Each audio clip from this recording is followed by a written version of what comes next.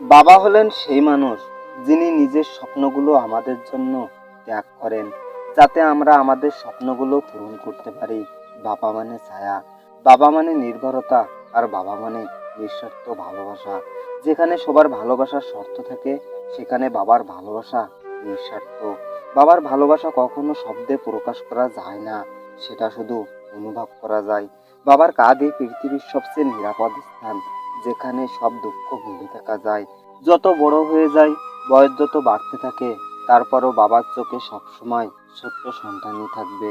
বাবারাও কখনোই কাঁদে না, কিন্তু তার অন্তরের গভীরে হাজারো কষ্ট লুকিয়ে রাখেন, শুধুমাত্র আমাদের হাসির জন্য। জীবনে যদি একজন সত্যিকারের হিরো দেখতে পেয়ে থাকি, তবে সেটা আমার বাবা। বাবা শুধু একটি শব্দ নয়, এটা এমন একটা অনুভূতি যা সারা জীবন হৃদয়ে বেঁচে থাকে। বাবা সেই একমাত্র ব্যক্তি যিনি নিজের সুখের আগে সন্তানের স্বার্থে প্রাধান্য দেয়।